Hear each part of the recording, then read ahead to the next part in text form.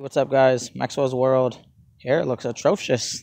It's been a hot minute since I have recorded a video. A lot of changes have been happening transition-wise and non-transition-wise. There's so many in life, but so every Monday is my shot day. Today's the 23rd, 24th. It's up there. My voice is dropping. Hairs on the face is like slowed down, I feel like, in my opinion. But at the same time, they're on the move. But it's not to a point of where I'm satisfied, if that makes sense. When are we ever satisfied when it comes to this? I don't know. So my shot is now 0.4 on dosage. The biggest I can go that my doctor was telling me was 0.5, and I am excited for this, and I'm also overthinking things, and like the two things that I want to happen now when it comes to tea results is like it's always going to be hair and a beard or like a goatee or whatever, but I want that time of the month to stop because it's really uncomfortable. Like, I've swapped out not having cramps anymore, which hallelujah to like feeling nauseous, and like my body gets so exhausted. So i.e. it's challenging as fuck to be on testosterone and then still have that monthly cycle. So I'm praying that this increase of dosage will alleviate that. But I don't know if I'll be one of those blessed ones to where that stops. So there's that. And the celebration of this Monday is my first increase of dosage. This time of the year, my sobriety date draws close. It's in August 17th, and I'm coming up on 3 years, and I hope that you guys can hear me because there's a stupid fucking train passing. And so a lot of things come up in my mind and my brain, and just things go left and right and up, down, and all around. So what does that mean? That means panic attacks. It means anxiety attacks. It means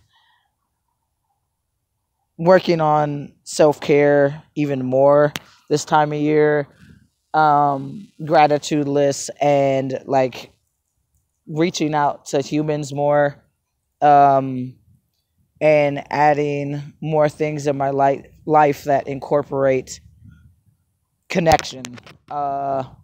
So Chester Bennington, one of my favorite people and humans, passed away, and so this year has had a lot of death and a lot of grieving in it for parts of myself and people outside of me, and dealing with acceptance on many facets in my life.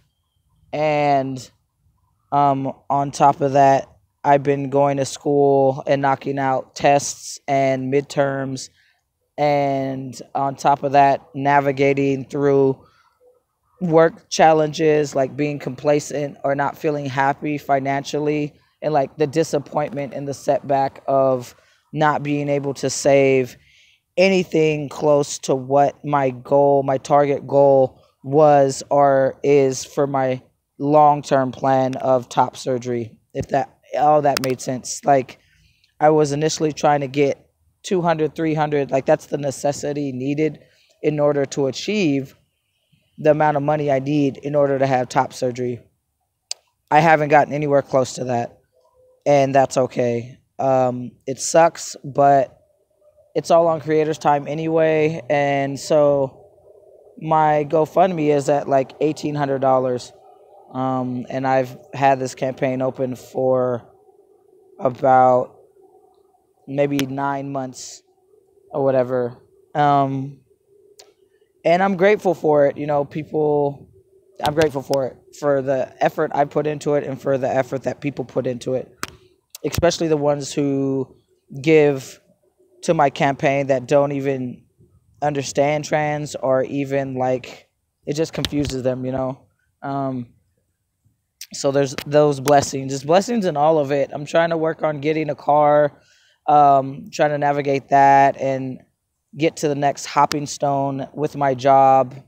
So there's all these things hanging in the balance, and they're just hanging in the balance. It's like I can see all these different metaphorical brass rings in front of my face, and I just got to keep striving forward through whatever's happening. And at the same time, allowing myself room to feel these feelings, to feel these disappointments and all these emotions that are coming up, and like be okay with hurdles being thrown in front of my face from the external world that I can't anticipate or know that's coming, So that's what my life has looked like for the last year, and especially these closing months as we're getting closer to the end of the year.